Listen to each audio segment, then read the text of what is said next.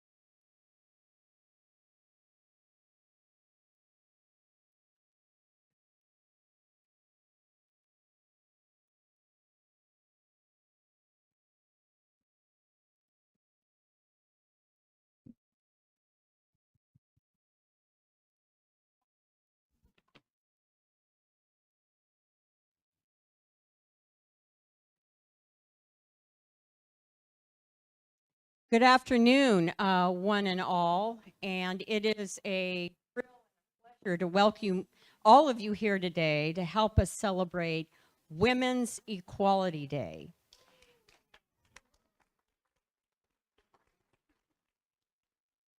Yes, that's something that we should all applaud. Women's Equality Day is actually a nationally recognized event. And it celebrates, as you all know, our hard-fought and long-fought right for women to vote here in the United States, dating back to 1920 and guaranteed by the 19th Amendment. You know, voting is our main lever for power for women, and today we focus on a second crucial lever of power, which is women's economics. We welcome all of you here today, and to start things off in a very lovely and a very wonderful way, I'd like to invite Laura Lynn to come forward. She is our Youth Poet Laureate, and she has a beautiful poem to deliver for you today called Chances Behind the Moon. Laura, are you here with us today?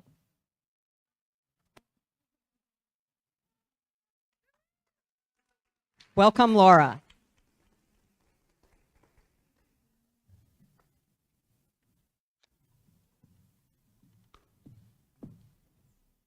Thank you very much. So I'm Lauren. It's so nice to meet you all. This poem is called Chances Behind the Moon, and it was written after Clarence Thomas justified sex-selective abortion bans with the stereotype of Asian parents choosing sons over daughters. His reasoning was that parents cannot be trusted to have children when they will, or to choose not to have children when they will choose a son over a daughter. And this is my response. Give girls a chance, that's what they urged, bellowed from their... Because grandma, 160 million girls to Asia in abortion. And they say, you... Should I start from the beginning? Yeah. Okay, cool. Yeah, good? Good? Hello, mic check. Thank you very much. Okay. Give girls a chance, that's what they urged, bellowed from their pens. Because grandma, 160 million girls were lost in Asia to abortion. And they say it's because of you, your mother, Paw. When your brothers died, they say she writhed and hunched into a werewolf, howling at the moon, screaming to return her sons in exchange for you, a daughter. She cannot be trusted. Wolves in the skin of mothers, none of them can from that land. None of us can. But when I look into the soft brown in your eyes, I see the stories you wrapped me in to abate the cold, the crinkle of Vanity Fair napkins for my bleeding nose, thick steam from your pot of zhongzi to obscure the hulking shadows by the closet. But 160 million girls were lost in Asia to abortion. Because of Papa's howls to the moon, her skin shredded to matted, wild fur, to trade her daughter, you, cradled behind splintered walls and bombs, later cradling me behind the bathroom spiders, you who sat with me beside the piano to teach me butterfly songs of your village and brushed my hair before dim sum and saved the white chocolates to unwrap together. How can it be that you sprung from a werewolf, Grandma? Give girls a chance, so Pawpaw cannot be trusted. Mothers cannot be trusted. Mothers from the land of the moon, mothers like you. We don't use the lunar calendar for a reason, hun. But Grandma, I can't hear the howls from your throat, only the hums and songs, wishes to the moon with the mooncake in your palm. I never knew Pawpaw, but I trust you, Grandma. Why don't they? You cared for me with every butterfly song, but our mothers cannot be trusted, they said. You who speak to the moon, you who scheme and conspire for sons in your womb, yet you nursed me so tenderly until I couldn't tell the difference between clouds and your wrinkled hands. So when will they hear the songs from your breath, the stories you wrapped around me? You, a mother who spoke to the moon and shed the wolf's skin away to teach me butterfly notes I can't lose, notes to string this poem to choose. You who wouldn't trade me for the moon, who drilled the brown of her eyes into mine to demand that I be independent of a man's power always. That I choose. So when will they gaze at the stars and seize by the reel of their eyes the moon to not capture the werewolf behind, but to nurse the girl to choose? Thank you.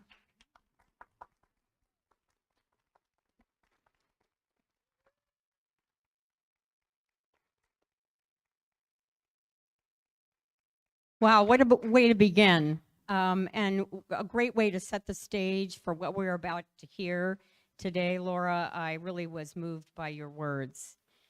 And also to set the stage today, we are very pleased to bring forth our Chief Equity Officer, Shireen Malekafzali, who will present for us a land and worker acknowledgement.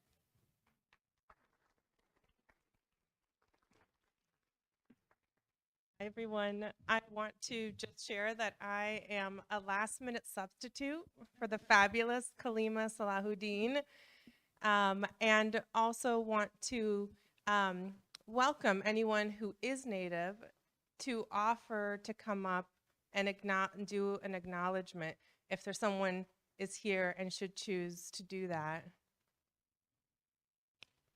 We invite and welcome that. Without that, what I'd like to do is not a land acknowledgement, but to honor the indigenous people that live in the San Francisco Bay Area. This is an acknowledgement that we have worked with across tribes, across San Mateo County, to come to agreement on.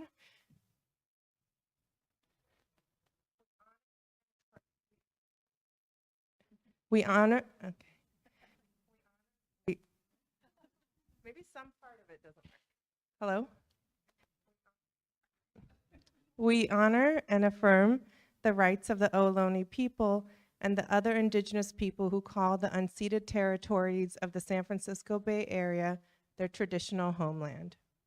We pay respect to the ancestors, elders, and relatives of the indigenous peoples for their historic and current contributions to San Mateo County, and we commit to ongoing efforts to bring healing, inclusivity, and deeper collaboration and partnership.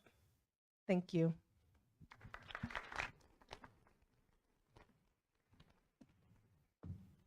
Thank you, Shireen. At this point in time, I do want to say that we are being live streamed, so we do have an audience that's not physically present, but we welcome our online audience as well, and thank our Millbrae TV and other TV colleagues in the back of the room for making this possible. Thank you.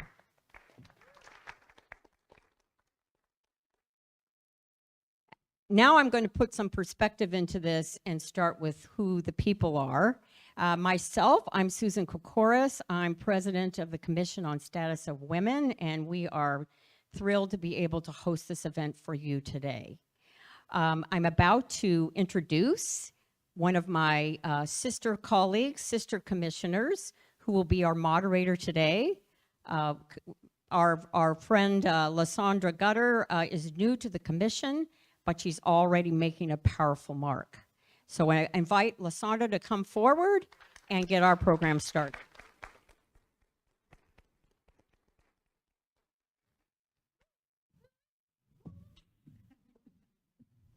Thank you. Thank you. Thank you so much. Hello, everyone. I might go off script a little bit. My name's Lysandra Gutter. I'm a new commissioner. Well, if it doesn't work, my voice is loud, so okay. So my pronouns are she and her, and this is my very first time moderating anything. So thank you so much. Thank you so much. But as my script says, if anything goes wrong, Tanya beats the one back there. Thank you. Thank you. Throughout history of the United States, women have fought to gain equality by multiple means, including obtaining the right to vote, stepping into jobs primarily held by men, demanding our right to equal pay, and fighting for the right to control our own bodies. While great strides have been made, women are struggling for equality in the workplace and representation. And while I could list all of the mountains we are still climbing, today I choose to look at the opportunity we have before us. I'd like to share a portion of a poem from Maya Angelou that speaks to my view of women's equality. And I feel for me, women equality is somewhat complicated. So here we go. Out of the huts of history's shame, I rise. Up from a past that's rooted in pain, I rise. I am a black ocean, leaping and wide, welling and swelling, I bear in the tide. Bringing the gifts that my ancestors gave, I am the dream and the hope of the slave. I rise, I rise, I rise. Okay. Thank you. So now on with the show. I'd like to ask all of our invited guests for the panel to join me on stage.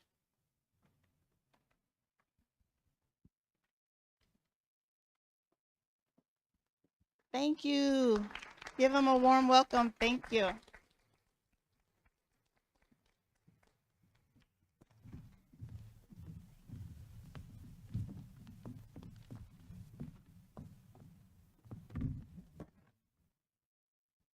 Thank you all for joining us today. We're so grateful to have you. Is this working? Okay. For today's talk, we're only asking 2 questions, and we wanted our panelists to speak from their personal perspective. I know that all of them have a lot to say. I mean, if it was girls' night, we'd be here until next week. And I do not have enough wine for all that.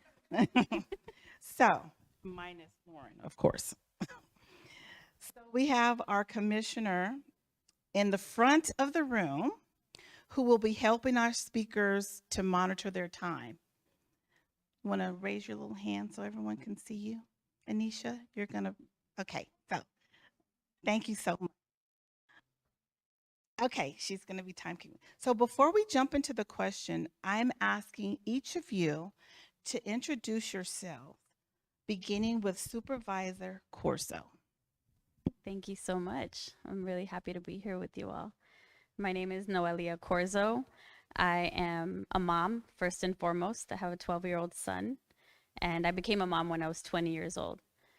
I'm the daughter of Guatemalan immigrants. I'm the daughter of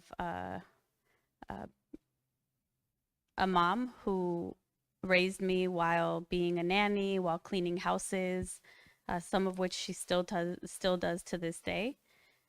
My father was a waiter, my stepfather a painter, so definitely working class.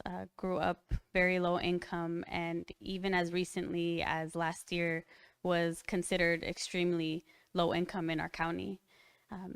I graduated from San Francisco State, majored in sociology, and was on the school board for the San Mateo Foster City School District for 5 years, as well as serving our community as a nonprofit social worker with the community for the community of folks with disabilities. So, yeah, I ran for county supervisor. I had the audacity to try. I was not okay with sitting back and watching as our county board became all men, and here we are. And I'm the first Latina county supervisor in the history of our county.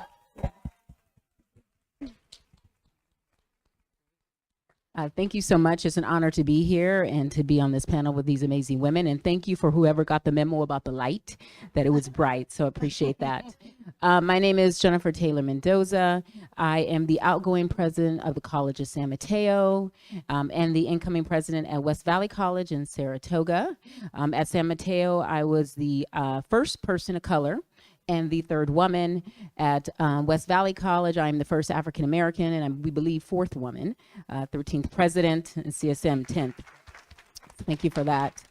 I am part of Amazing Women. My mother was part of the second migration out of the South. You might know Isabel Wilkerson's book, Warmth of Their Sons.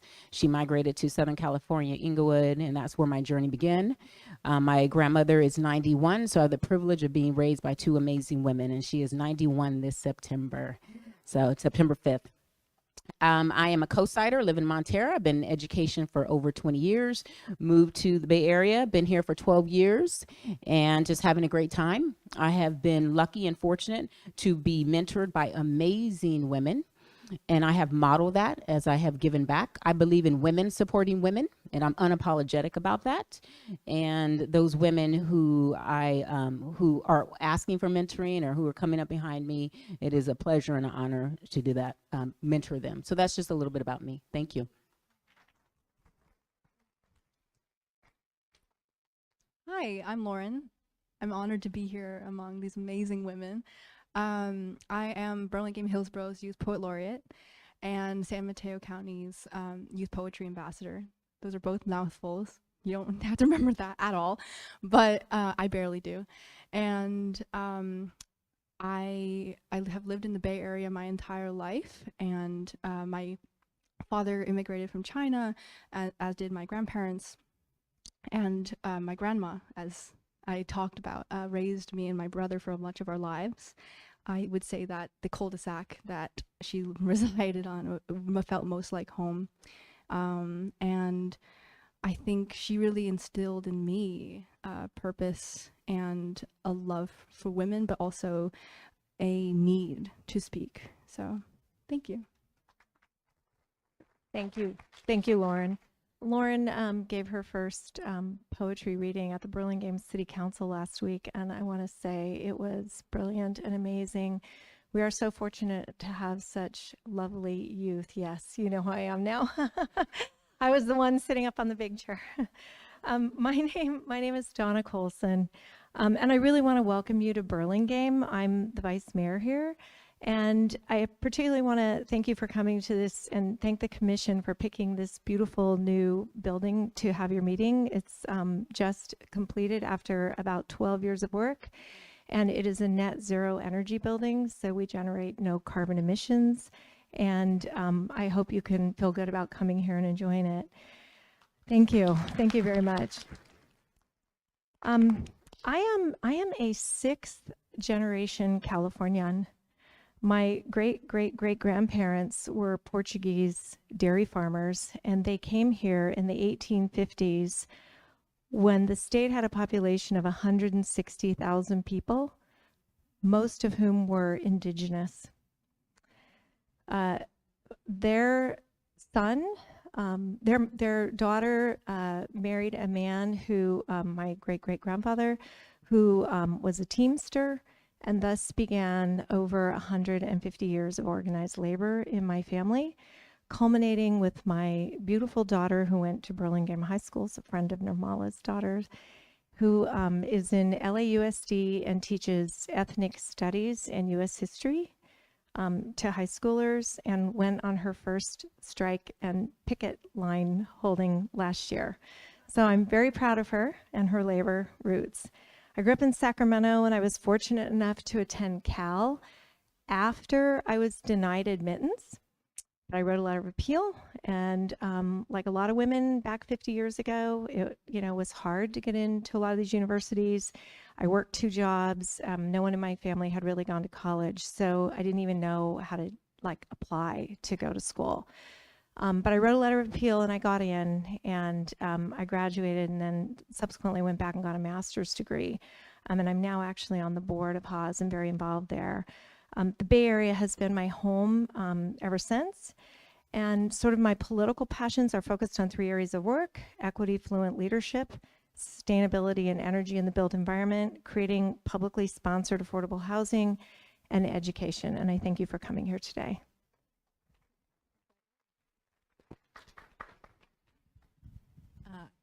I don't know if this is on or not. Okay. It's certainly a pleasure and honor to be here today. My name is Sylvia Kwan. I'm the Chief Investment Officer at Ellevest. Ellevest is an investment firm that was specifically designed to meet the unique needs and preferences of women. So we offer both financial guidance as well as investing services for every woman, regardless of whether you're starting with your first dollar or whether you have millions to invest and want to make an impact. So in my role as Chief Investment Officer, I am responsible for the investment research, for the investing algorithms, the construction and management of our investment portfolios.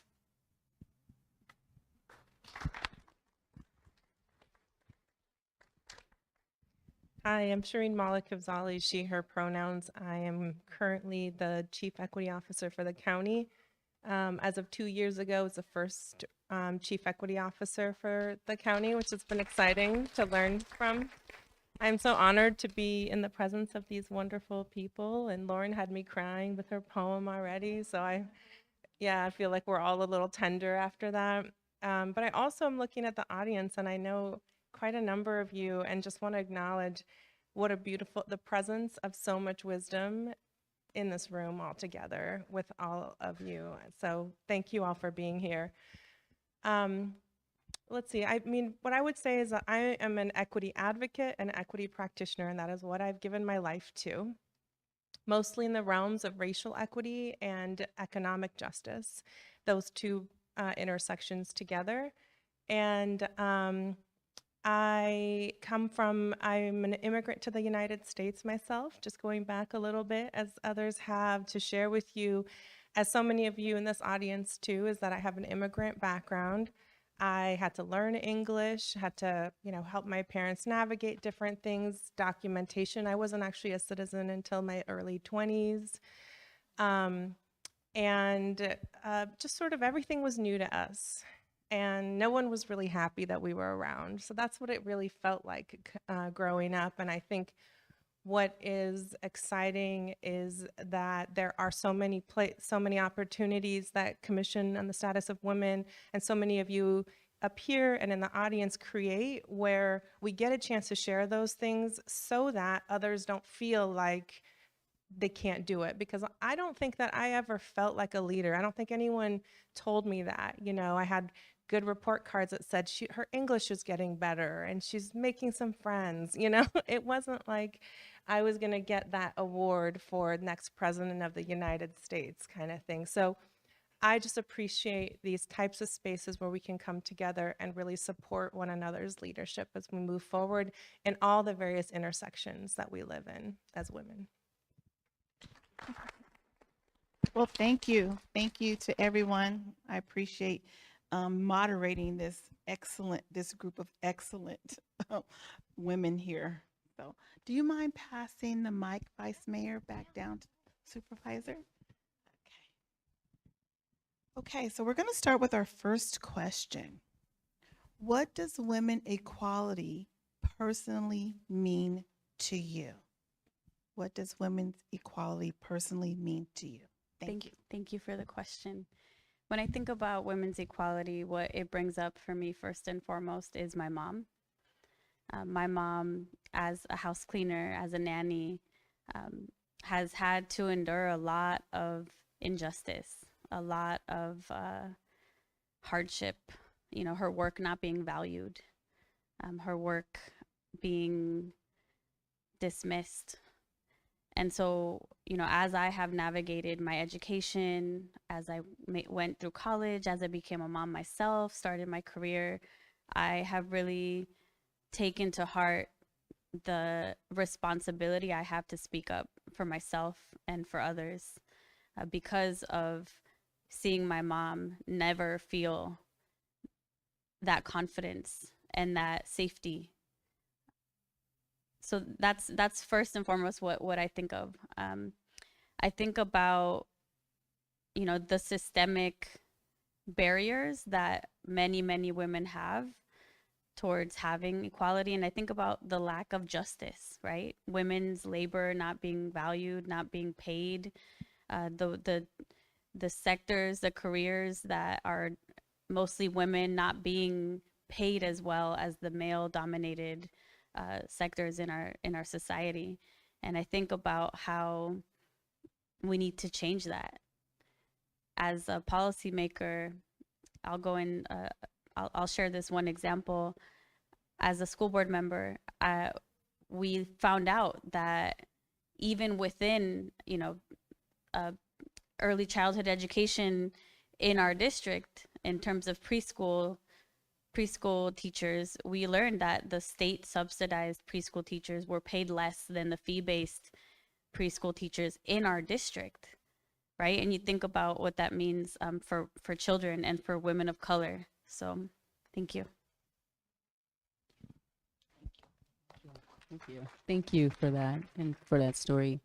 I think as an educator, for me, what really resonates is being in the room with policy decision makers, and in my field, still the majority of policy decision makers, and as a woman of color in particular, I notice are still white males, right?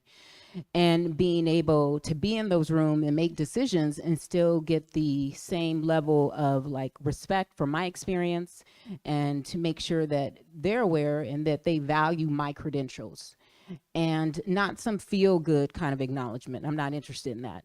I'm interested in the same level of respects, benefits, and consideration.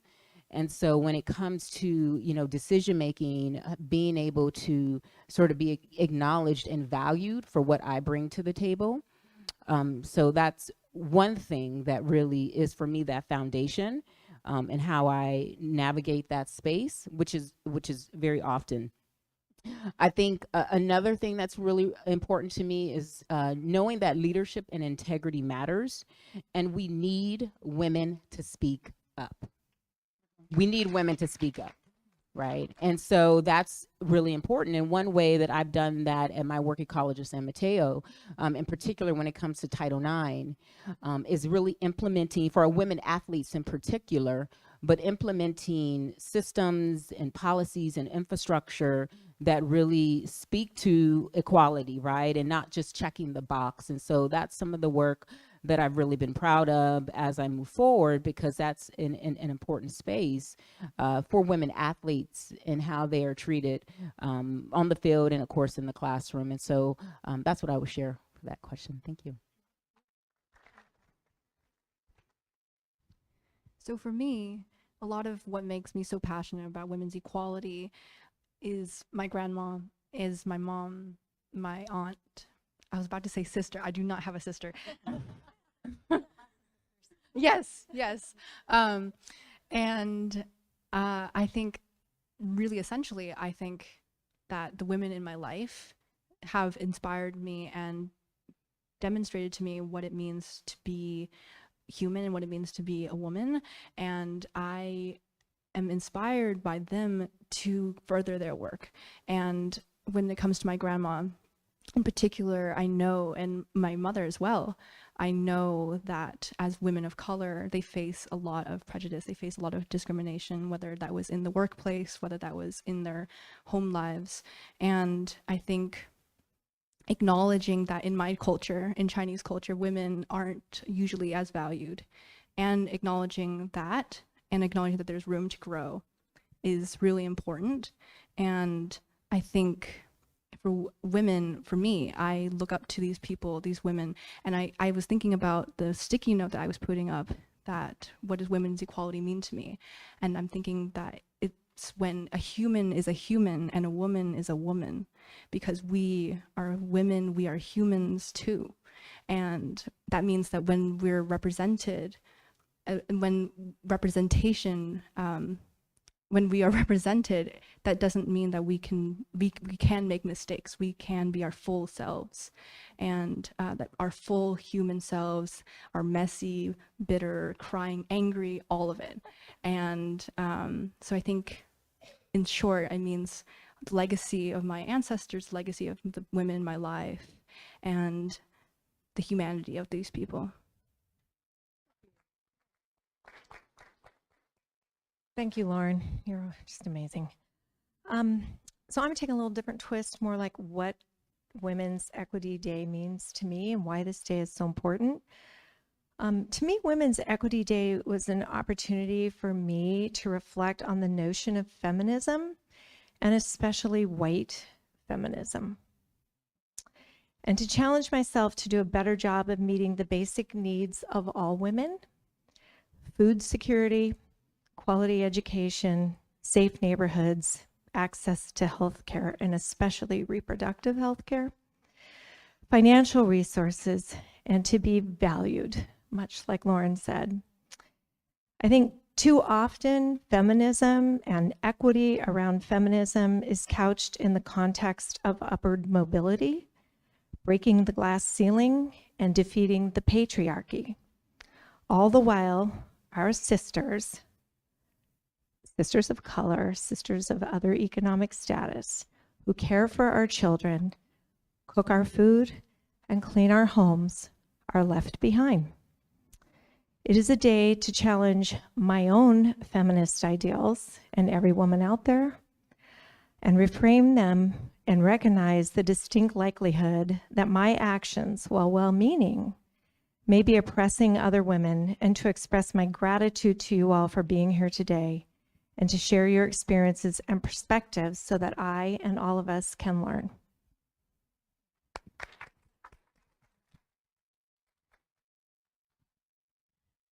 So for me, Women's Equality Day is really about economic equality.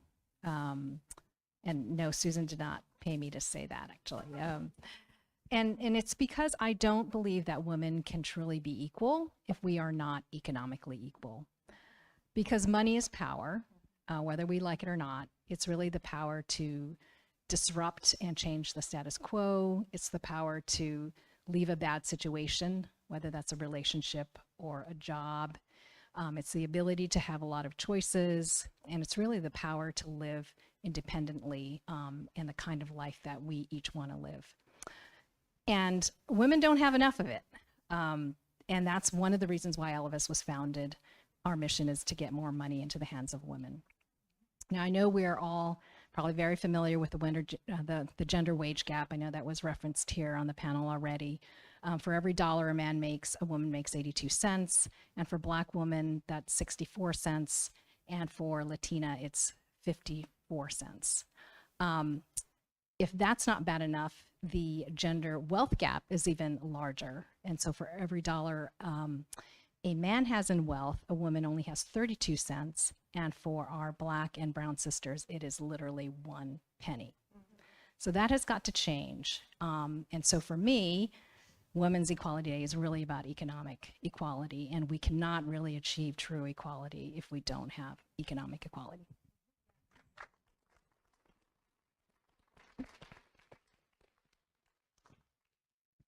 So for me, when I think about women's equality, I think about my childhood.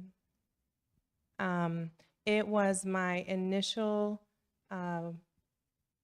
initiation into concepts of power and privilege, both from a structural and state policy perspective and also from a familial perspective. I was born during a revolution that required women then to cover their hair and cover their bodies and have become second-class citizens, essentially. So I have these recollections of my grandmother. I must have been very little, of my grandmother, who was at the time probably in her mid-50s. Never, ever had to cover her hair. She would not leave the house. She was so upset. Her whole life had just toppled upside down. And I'm not saying it was great for women before necessarily. You know, there was a lot of challenges, but it was completely different now.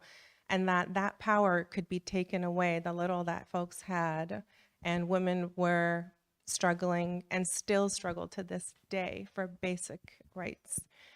I think the other thing is that equality is also thinking about the women leaders who have really led my way. And they have always been women of color. So women are never just women.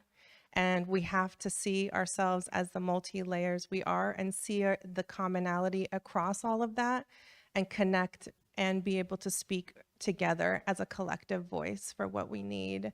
I think about Bell Hooks was probably my first teacher ever in undergraduate, and she blew my mind. She said, I don't want to choose what I am. I am this, I'm that, and I'm that.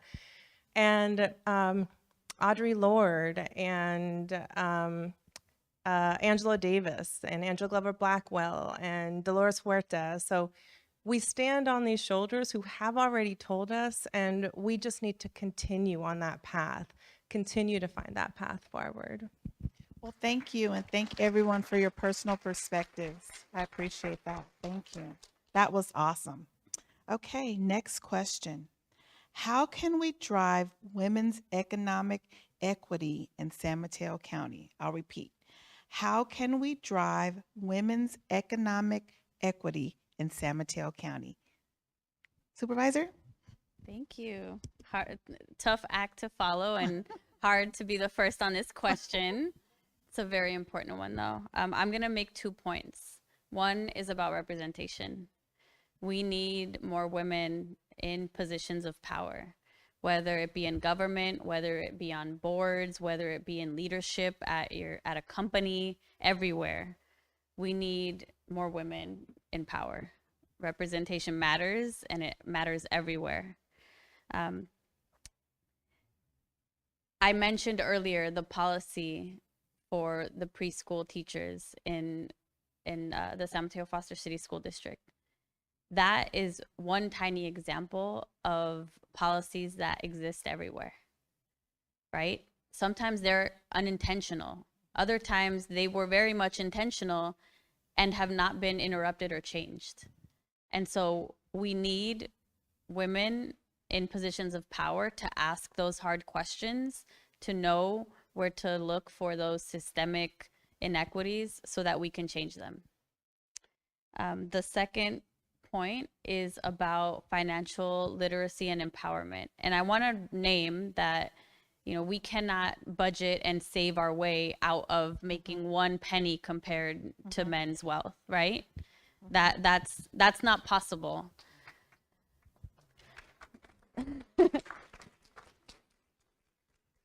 But when combined with representation, with women in power making systemic changes, it's a part of the puzzle that we need to work on, right? So, you know, I went through a program myself called Wanda. It was for single moms, and I learned a lot of financial literacy. I needed to hear high-level executive women tell me their stories about how they negotiated their pay, how they asked for more money, how they made the case. And then I needed to hear other women say that they tried it and it worked for them. And all of that was part of, you know, giving me the confidence to make the decisions I made later on in my career and recently. Thank you. Thank you very much. I really just have one point. Hire women in leadership roles and pay them what they are worth. Yes. And I am passionate about that. I think one of the things, and I personally experienced in this and learned, and I want to give a shout out though to men, to white males who are doing this and who are collaborating and who are really partnering to ensure, in particular, in my experiences, that women of color are paid for what they are worth, and really visibly doing that and highlighting that.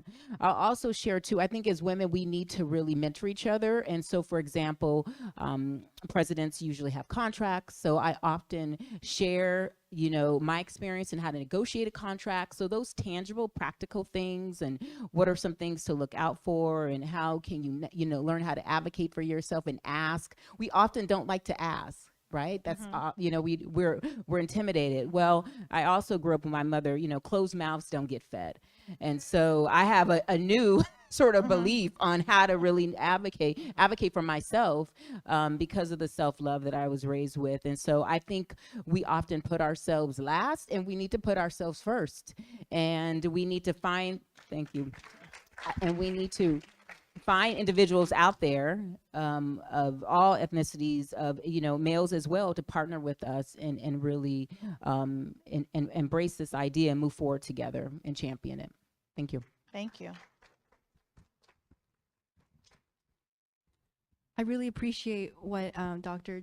Sorry. I was like what Jennifer said, and also what Supervisor said, because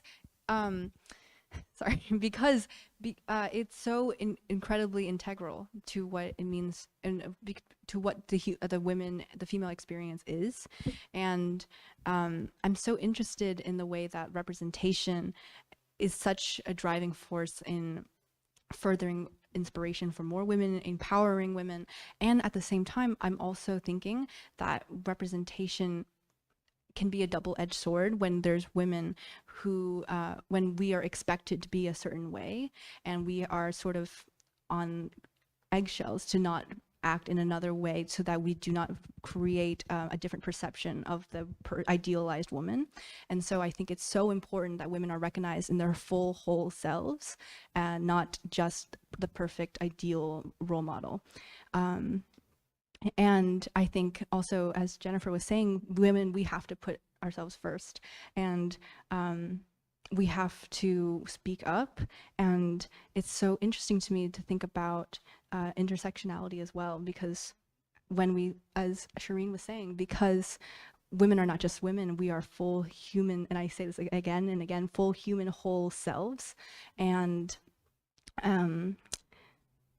when I think about women in my family, I think about how they've raised me, and they are fully human, and I love and admire them, and just as I admire you all. And I think it's so important that we speak up, and that we think about what our own needs are, and not just the needs of others, because I have been raised to think oftentimes that I have to think about others' needs, sometimes in place of my own. And I think it's so important to think about what it is that we need as equally valuable humans. So, Thank you.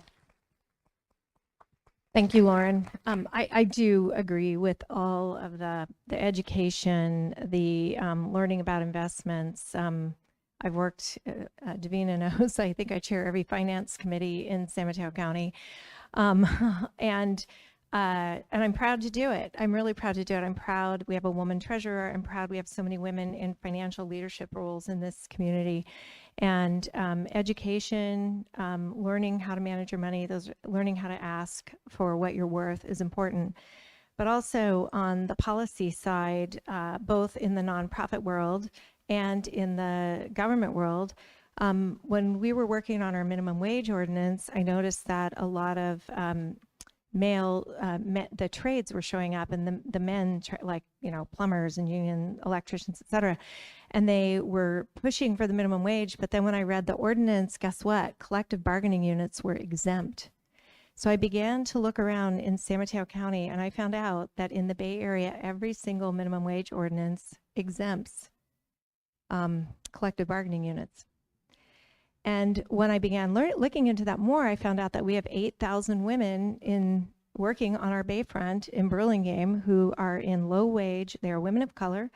They are immigrants mostly, and they are working for what was at the time state minimum wage in many cases, and they were part of unions. They were AFSCME or SEIU. And without including them in our ordinance, we would have left behind all of those women, and including our own people that were working in our preschool and our daycare and in our park and rec. And I couldn't believe it. And so I held out, I voted no, I waited, the attorneys brought it back, and Burlingame is the only city in San Mateo County that now includes collective bargaining in the minimum wage ordinance.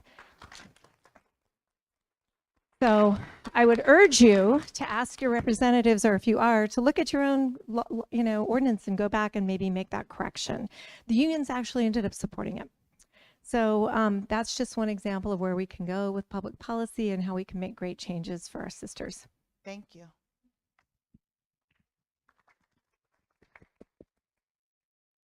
So I certainly echo a lot of the comments that were made already, but I do think it really kind of starts with ourselves. And there are 2 points I want to make. One, which has kind of been made here, is really to know your own worth and make sure that you're getting fairly paid. There was just an article out, I don't know if any of you saw it, a study that was out just this week about kind of the expectations in terms of salaries for workers today. And what was interesting is they kind of measured what they called the average representation wage, which was the lowest wage someone would accept when accepting a new job. And they've all higher, it's all higher, it's no surprise due to inflation and kind of low unemployment rate. But get this, the woman's average representation wage was $25,000 less than the average man's. That was really shocking because you've got the gender wage gap, which is 82 cents to the dollar, and now women are actually expecting less than that. Just because there is a wage gap, women, we should not be accepting less or expecting less. The second point I want to bring up is to invest. We need to start investing our hard-earned dollars, even if they're small amounts. Investing time, I always tell people, time is your ally, your biggest ally when it comes to investing. It's not your investment skill, it's not, being able to pick the right stocks and that kind of thing. Because if you are investing a little bit every time from the very beginning, that money has the chance to compound and you are earning returns on returns. And believe me when I say that makes a huge difference over the course of a career. It could be hundreds of thousands of dollars, even millions of dollars. So don't wait, start investing now. Thank you. Well, I get to go last, and they stole all of what I was going to say. So all my points are checked off already. So, I think the thing that comes to mind then, I'm going to kind of take it in a different direction, but I think there's so much about our economic instability and expectations that are born in the familial unit. And it's something that we're all responsible for. And in fact, it's a place that we have more expectation to be responsible for. And how do we show up in those spaces? How do we look at those very traditional things like getting marriage and children and taking on a husband's last name? What about your kids' last names? How many of us who strive really have thought about that and questioned whether or not what does that mean? Why? There are very clear ways in which patriarchy continues, in these ways in which we just don't necessarily question, or if we do, we barely feel comfortable edging into those questions with those that are supposed to love us. Asking the question, Mom, why do you treat my brother differently? Why do you treat that uncle differently? Why don't you stand up and do that? Why do you let this person talk to you this way? There are ways in which I think that our bodies, now with this reproductive policy, is a clear example of that. But there is so many ways in which we are objectified, and that is not getting better, that is getting worse. And that objectification has led to continued violence against women, and that fear and that normalization of male violence and aggression, whether it's in our personal relationships, in the air we breathe around us, limit our ability to speak our voices truly for how we want to build that familial unit, for how we want to support those social circles around us, how we support each other. And so we really need to work on that as individuals and question those, even as we work towards these clear policy solutions that these wonderful ladies have laid out. Thank you. Thank you so much. So as we, before we close this session, we'd like to give each speaker 1 minute to state their closing argument or their closing statement. Okay, let me just say 1 minute, not 10 minutes. I love everything that the women have said up here today. It's just a privilege for me to be up here moderating this panel for the first time. So I just wanted to say that before you close, whatever you'd like to say. Thank you. Would you start, Supervisor? Absolutely. So I will say, talk about what you learned here. Talk about it in spaces you've never heard this topic come up. Ask for a raise. Negotiate your salary. Apply for the job. Just like men, they will qualify for 60% of the requirements and they still apply. So let's do 50%. And support each other, right? We need safety. We need safety. We need our circles. We need to talk about this with our friends and our family. And we need to find allies in folks of other genders, right? We need to build power together. So find your allies and let's keep the fight going. Thank you. Thank you. Thank you. Thank you. I think for me, we need to continue to help the county just wake up, right? Wake up and know that women's equity is a continued process and that we need to examine every system, every sector, and hold people accountable for doing better. And so I think that's what, comes to mind. And I use the word unapologetic a lot as well. We need to be urgent and fierce in that because we are the model for the women who are coming behind us and the girls. I have a beautiful 20-year-old and I want to set the example on how she will be treated. Yes. And how she will advocate for herself. Yes. And how she can do that and not be afraid and fearful. So, and I can also say out of all of my grandmother's children, I had the most spirit, obviously. So had no trouble following what she told me to do. Thank you. Thank you. I really appreciate what Jennifer said because actually I was about to say what we can do is live as ourselves, live as our full human selves and be that model for our daughters, for our children. And whether you identify as a woman or not, whether you identify as a woman or man or gender nonconforming or non-binary or gender fluid or any gender or gender nonconforming, I think it's so important that we role model to the next generation and to their children that they are worth it, that they are worth speaking for themselves and advocating for themselves, as you said, Jennifer. And that starts with us. That starts with all of you acknowledging and living like you're worth it, because you are. Like, I see a beautiful crowd, and not just women here, you know? And it takes all of us. It takes all of us to live and care for each other and to love each other and to act like we're meant to be. Like we are humans and we are meant to be here. Thank you. Thank you. Thank you, Lauren. I always love asking a room full of really busy women to do more. My girlfriend once said to me at 2 a.m. When we were working together on a community education foundation thing over a glass of wine, having to get up at 6 a.m. for work the next day, she said, you know, I always operate slightly on the verge of out of control. And I've always taken that to heart. That's a good place for me. So I'm going to ask you 3 things. First, go to the UC Berkeley Haas Center for Equity, Gender, and Leadership. I'm a founding member of that. And that website, check out our resources on pay equity and equity fluent leadership. It's a great spot. Number 2, under self-care, I'm going to give you 3 books I'd love you to think about reading. One of my favorites, Isabel Allende, The Soul of a Woman. She's amazing, and this book she wrote during COVID has a lot of great information about thinking about feminism and the patriarchy. One of my other books, it was one of my favorite I read this summer, Hood Feminism by Mickey Kendall. If you are a white feminist, you need to read this book. That's all I'm going to say. And thirdly, a very uplifting book by our very own Eileen Casaneto, our poet laureate.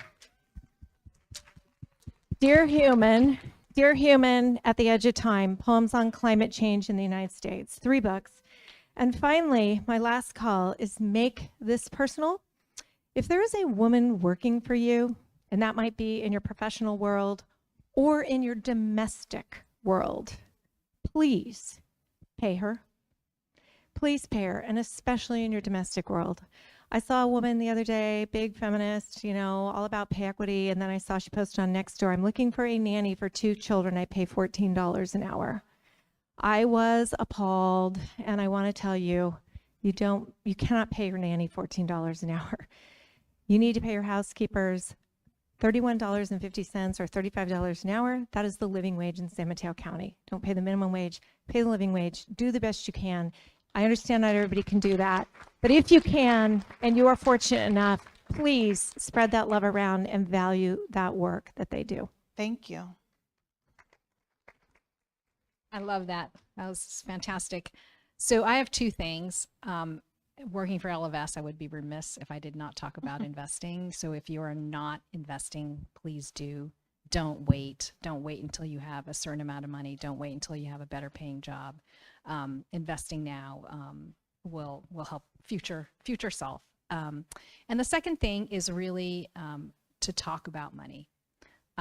Women, I know it's a taboo subject. Women generally will talk about anything else, even our own death, before they talk about money. And so we need to normalize that by making that a part of our everyday conversation. And that's how we're going to get the kinds of visibility and transparency that we need, whether that's how much you're making or how much you should be making. Men do it all the time.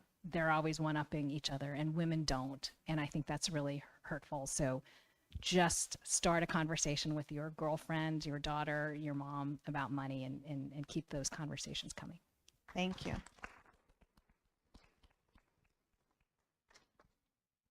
Maybe I should ask this. Were men invited or allowed to come to this conference?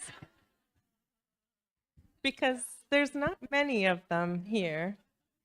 And I got a wave from the back. But I think this is part of the challenge, is that the economic disparities and the oppression of women is seen as a women's issue versus it being a human issue. It is not just an issue for us solely to resolve. We need to be at the forefront in the leadership, identifying in coalition with all the different intersections that we hold, what it is that our platform looks like and how we march that platform forward. But we absolutely need to recognize and understand, where are those allies and accomplices of the non-female or femme identifying gender that could stand behind us, that truly will carry this with us. And I think that's a work for all of us to do, is to build that movement together.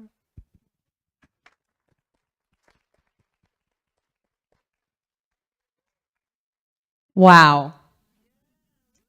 So Noelia, Jennifer, Lauren, Donna, Sylvia, and Shireen. When we get asked the question, what does Women's Equality Day mean to me? I want to say it's what they said. But Sandra and I want to give you a big thank you and ask that you all join us in a huge round of applause for our awesome. But we're not done yet.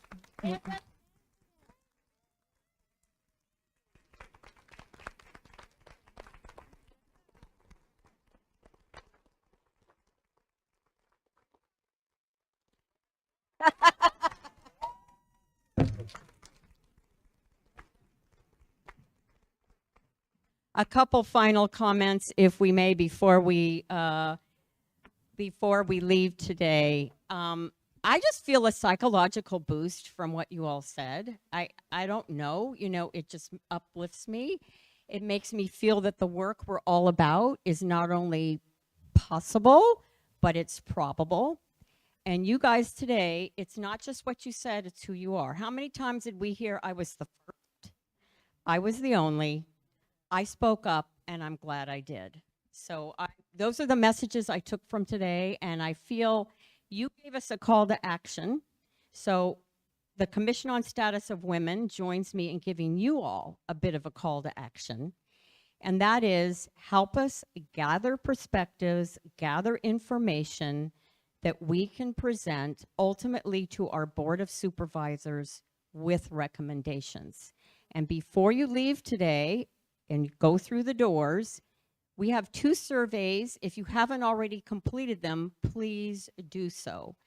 They are referencing the women's wealth gap, and they are referencing childcare. And we need to know your thoughts and your perspectives. And you don't have to give us your name, but tell us what you feel on those 2 subjects. And that's part of the data that we will present to the second call of action I'm going to give you today, which is attend and be part of our Women's Leadership Rise conference in March 2024. So please put that on your calendar. Stop by the information table to pick up more information on that and take a survey with you. And lastly, we're women and we're all about food. I'm told we have a ton of it over there. Please, we have lots of boxes. Please take some food home with you. Thank you for coming. We look forward to seeing you in March. We look forward to your feedback. And once again, a round of applause for our panelists.